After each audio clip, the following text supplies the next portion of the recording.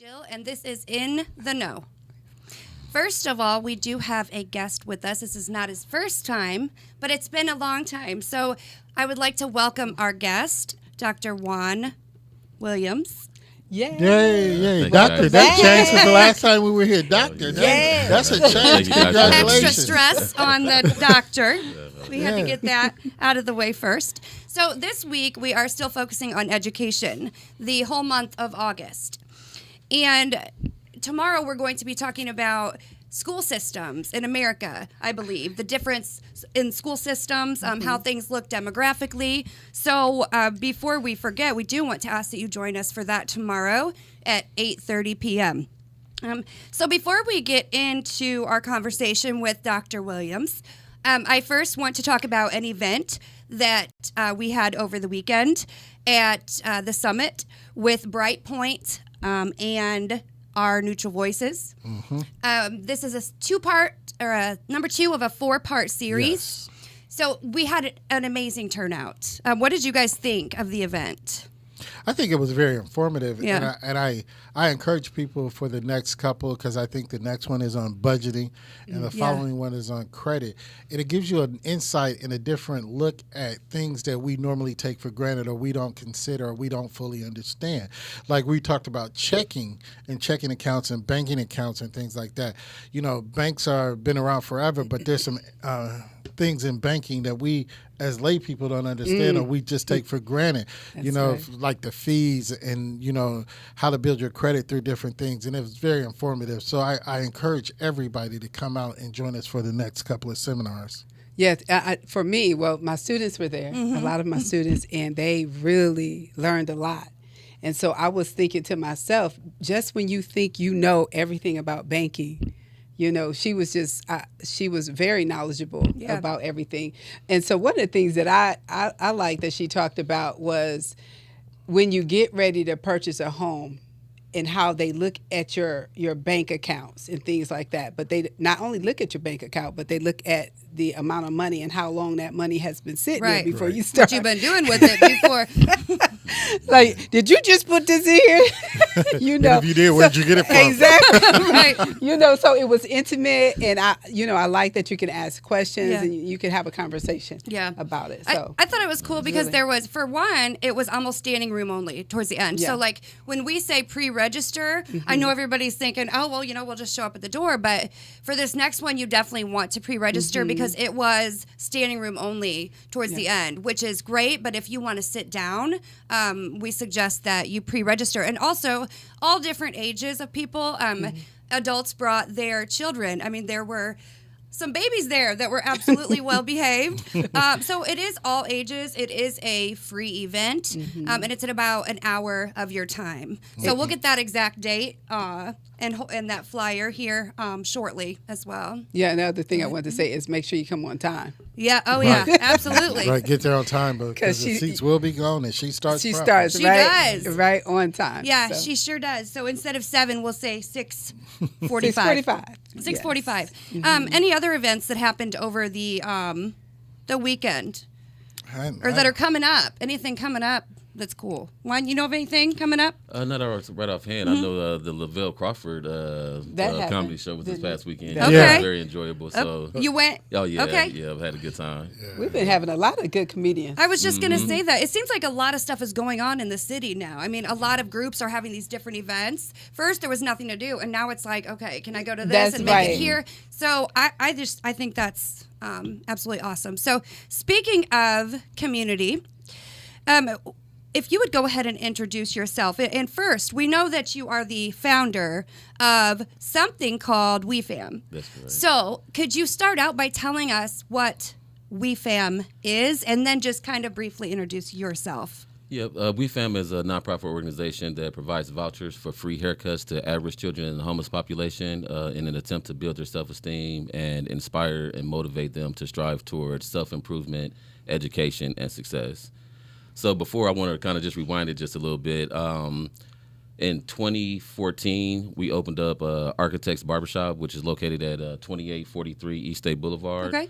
And from there, I had a couple situations where mothers would come in, didn't have money for the kids to, kind of get a haircut. would ask me to, cut their hair for the kids back to school at no charge, and I would do that for them. Okay. And also had some of my homeboys that were, not employed, that were trying Struggling. to get a job, so they didn't want to walk into, an interview and not represent themselves at the apex that they could. So they would also ask me for a haircut. So 2015, 2016, 2017 come around in May, and meet up with a lady, Mrs. Sandra Warden, God bless her, and she starts to introduce me to business on the nonprofit side, and she would give me these assignments, and I would go do the assignments, and I come back, she said, good, she give me the next level, and I do that, she said, good, give me the next level. Next thing I know, I was formulating a nonprofit organization called WeFAM in 2017. Okay. Yep, so that's how WeFAM kind of came about, from opening up Architects Barbershop. The experiences that I was dealing with there led into WeFAM. Yep. Gotcha. So if we can back up a little bit, we talked a little bit before we came on, and I had said that I noticed somewhere in some interview or some publication, you had mentioned that you went from being locked up to unlocking opportunities Correct. for people. And I think that it's important that you are open about your struggle. And young men, men your age, will look at you and say, I'll never get there. I'll never be sitting there in that nice, outfit talking about all of this. But it's important for them to know that you were them. So can we talk about that for a second, when you said that, from being locked up to helping others unlock their potential? Sure. First, giving all glory to God. If it appears as if I'm standing tall, it's because I'm standing on the shoulders of my parents, my grandparents, Leon and Amber Williams, my mentor, Dr. Underwood Jr., and the foundation that they gave me as a child growing up,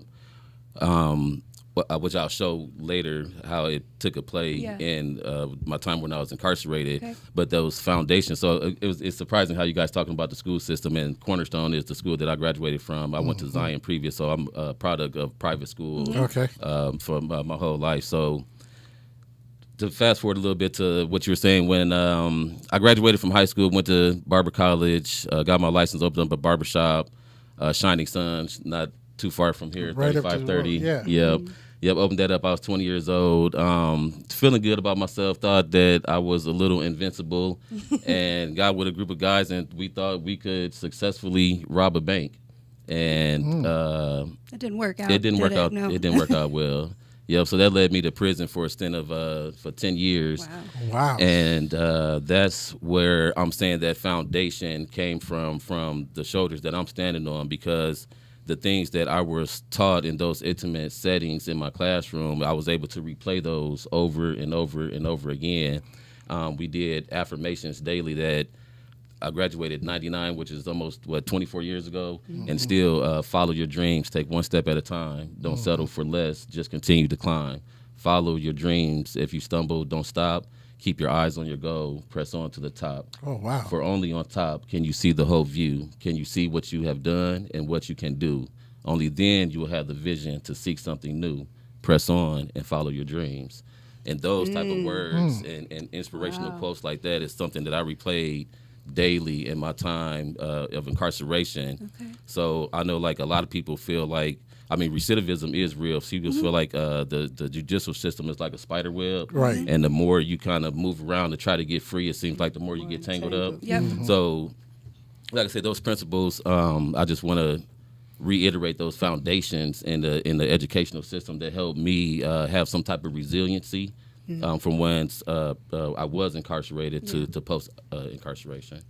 That's awesome. amazing. Yeah, and like I said, I think it's important. I think it's important to be transparent and, to let people know that you can do anything you want to do. I mean, you knew exactly what you wanted to do. Yes, ma'am. That's right. And that's exactly what you're doing. And you know what, Jill? So you say from locked up to unlocking doors and opportunities for people, and not just young men, for women too. Yep. And people, that see what you're doing and are inspired on a constant basis by that.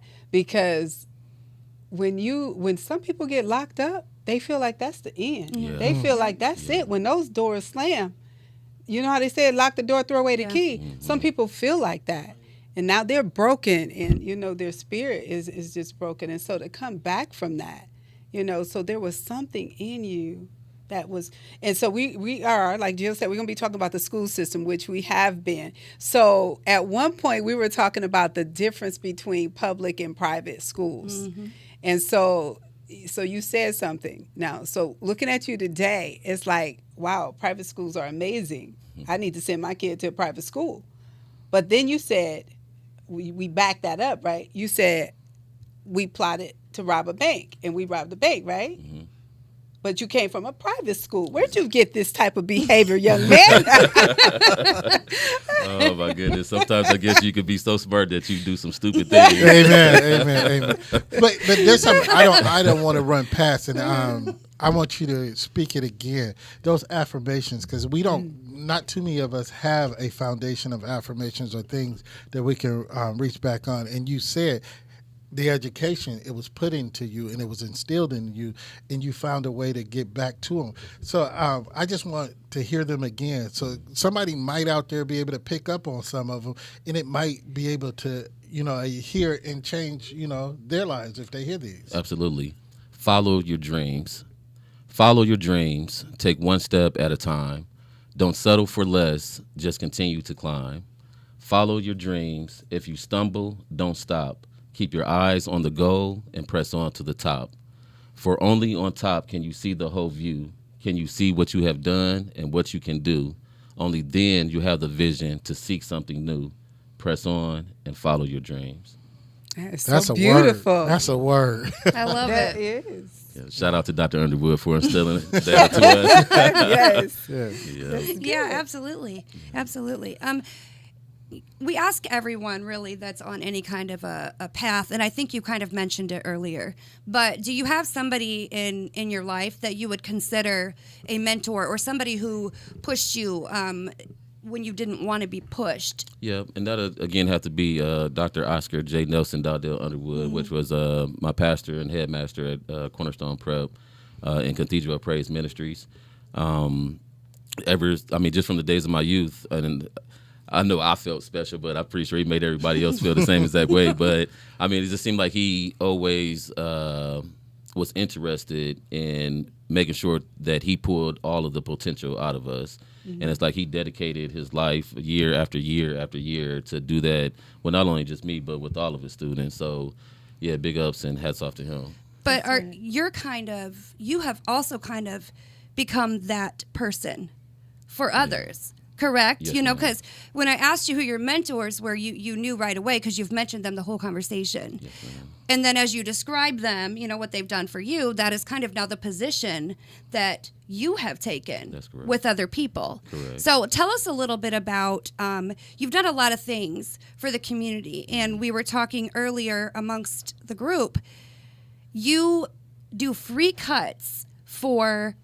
veterans, Average Children, children yeah. and homeless population. several. So talk a little bit about that and really the importance of that around, you know, a few weeks ago when school started. Yeah. So that's a part of our Here Comes Your Future program. We also have our 1 Million Cuts program. We also have our Barbershop Conversations program. I would like to go into that a little bit if I could. Yeah, absolutely. Yes, go ahead. Yeah. So our barbershop conversation, once a month we meet with a group of kids, me, another barber, Trey Cato, and a wonderful lady I like to call my mom, Caldwell. Yeah, but we formulated a committee, and every month we get together with these kids that are about 13 to 18 years old, and we find different topics to talk to them about, financial literacy, sex, drugs, alcohol, college versus trade, just a bunch of different topics that we can talk about. And if we don't kind of, you know, have the right lesson for them, then we bring in other figures in the community that also talk to them as well. That's good. That's Yep. good. Can you repeat your question again? I didn't got So lost in the. You're talking reality, like you teach them reality. Oh, yeah. So basically, my question, I don't remember. Nobody remembers. It was so good. Yeah, Oh. okay. So, like, really the importance, because we're talking about education. So, when children, for example, start school, you know, what is something that they are very particular about? Their appearance. Exactly. So, mom, dad, somebody who doesn't have the funds to be able to send their child to school looking the way they want to look. You come in and you play a very important role. Yes, How did you get into, because you said people were coming to you at one point and saying, hey, I can't afford this, or hey, I have, this or that. Is that something that you think benefits the community, especially, for these young kids? Yeah, absolutely. Definitely, if you look good, you're going to feel good. And if you feel good, you're going to do and be good. So I think what these haircuts do for these kids going back to school is, we also build their self-esteem, but it also kind of bring the distractions down. Yeah. Kids look for things to kind of talk about and want to Yeah, crack of on. course. So, if we can eliminate one of them, then that's just one less thing that they have as a distraction, so that they can pay more attention to the teacher and learn the lessons to get the good grades and pass the test and accordingly. For sure. And so Jill, just to kind of go back to what you were really asking, you were, I will say, being more specific about the people that you cut, the young people, the different people. So you mentioned the vets and the different. So if you can speak to that, why did you choose who you chose for the WeFAM vouchers? Yeah, so definitely the veterans, they fought for, protected and stood up for our country. So I always want to pay homage to those average children. The children are our future, and then to be able to get the message out that no matter what happens, what type of curveball happens in life, you can always bounce back from it. So anybody can follow, a 1, 2, 3 plus 4, 5, 6 guide. Right. But once life is thrown at you and you got to multiply 1 times 4, then divide that by 9 and square root it, and you get all these different twists and turns. It's like you have to be able to navigate through that. Yep. And Yeah. But So the homeless too, I was just going to say, and so you also cut the homeless. Yes. So if people want a haircut, how do they make that happen? yeah, Who so do you get on the reach out to? website at wefaminc.org and just follow the prompts. It'll clearly let you know how to order a voucher. WeFAMinc.org. Yeah. Okay. And my question is, along with Doc V, is not only how do you choose who you choose, how do you know that you were chosen to do this? What opened up your vision, and what opened up your sight, or what gave you this vision that this is what you needed and should be doing?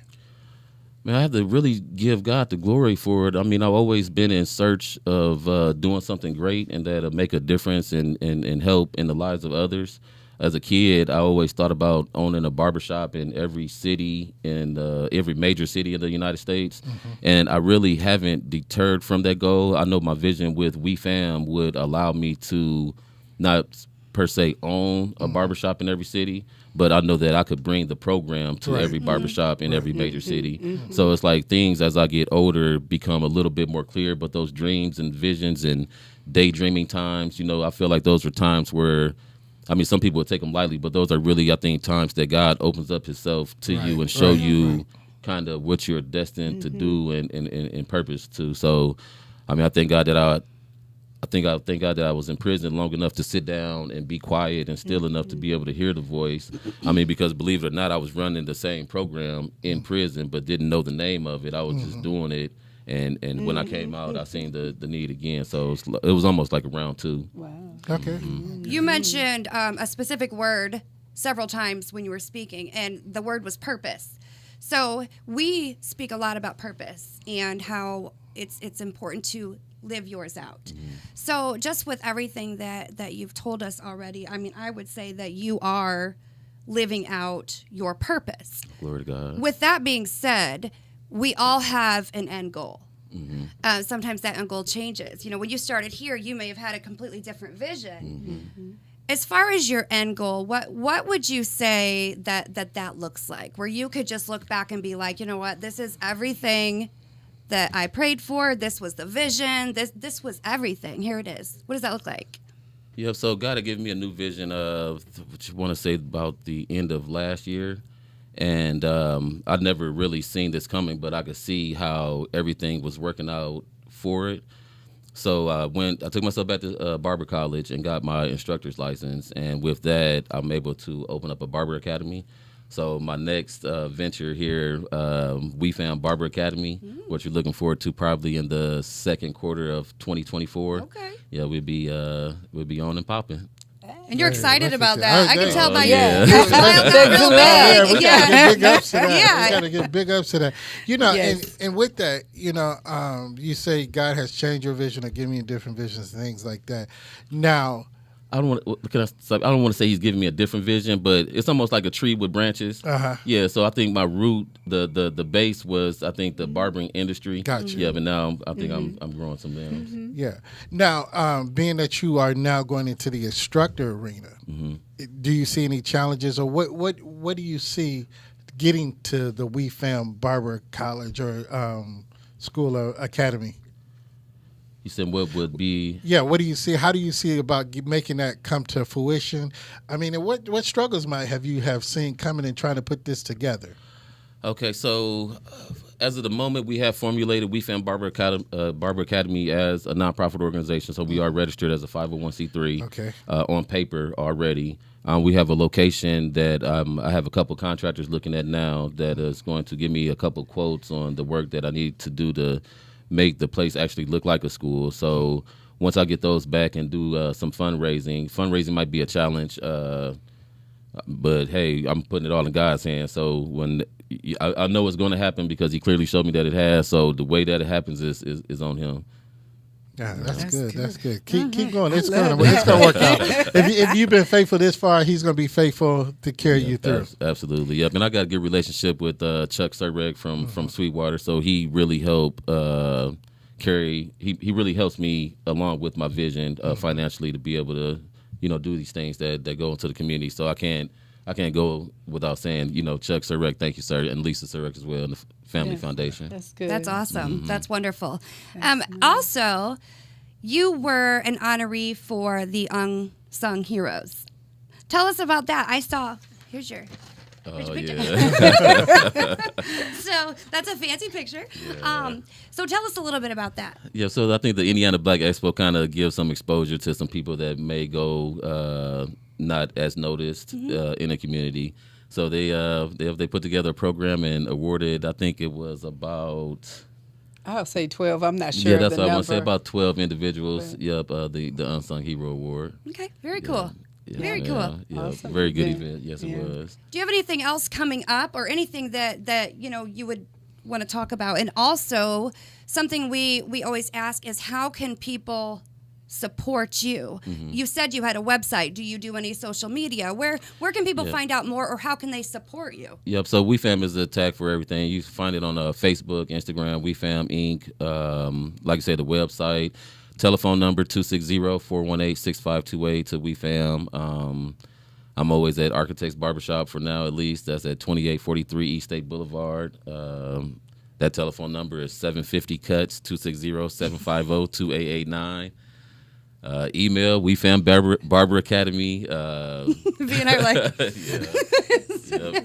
Anyway, you know your stuff. Now, not really hard. now with that, how do you get other barbers involved, or is it just from your shop, or do you have barbers throughout the city? Yeah, I that have barbers throughout the volunteer? city. So I mean, it's fairly easy. I take the money that's raised, and I pay the barber to perform services on the individuals for free. So it's no cost to the individual, but companies do donate for tax benefit purposes and to help further the That's cause great. in the community. Okay. That's great. Yep, and I use those funds, like I say, to pay other barbers to perform the service. Oh, that's good. That's So what I good. think is amazing too is, okay, first of all, you're definitely not selfish, because the entire time your vision, you're thinking of other people. Yes, ma'am. And so even though your vision and what's getting ready to happen is the Barber College, the Barber Academy, you are already putting in place a way for people to get those free haircuts. Yes, ma'am. And also keeping an open mind to still being able to help other schools get haircuts too, Yeah, because he's thinking about the students that need the help, exactly. the practice. Yeah. And I'm thinking to myself, you know how many people would not do that? Okay, so a lot of people right away, if you can really open up a barber Right. school, that's the last thing you're thinking about is helping other people. But I like that he has basically set boundaries, and he understands that he has a vision that God has given him, Right. and he's going to listen and see how God is going to direct him into the future and the way to move about that. But another thing that he has not mentioned, even though he's saying barbers, I want to say that you at one point you were open to hairstylists. Yep. So any stylists that are barbering or that want to be a part of the WeFAM, are they allowed, or how does that work? Yeah, I think we're gonna add the women's and girls edition back on here shortly. Okay, Yep, I know okay. during the time when we had cut that short is due to the COVID-19 era. So yeah, we kind of jolted us a little bit, but Yeah. yeah, I think it'd be good to bring that back as well. Okay, okay. Yeah, we want to leave the ladies out. Well, we first of all want to thank you for being here again. Awesome program, great vision. I mean, you're doing some really awesome things in the community. With that being said, was there any way that you would feel comfortable closing us out by giving advice to men, women, children, teens, Black, white, Hispanic, anybody who says, I want to do this, but I can't? Yep, I'm gonna tell you the same thing my mentor, Dr. Underwood, told me when I came home. Sometimes things happen for you and not to you. Sometimes things happen for you and not to you. Some people can say, "Oh, I can't do it. This happened to me. This happened to me." Yeah, it's not about what happened to you. It's depend on your perception, because your perception is 100% reality. So if you can see it differently and then think that this isn't happening to me, this is happening for me, because all things, understood or not, work together for the good. That's good. Amen. Perfect. So thank you to Dr. Juan Williams. Doctor, that sounds so nice. Doctor, yes. We ask that you join us tomorrow at 8:30. And as we always say before we exit, Always protect your mind. good night. See you tomorrow.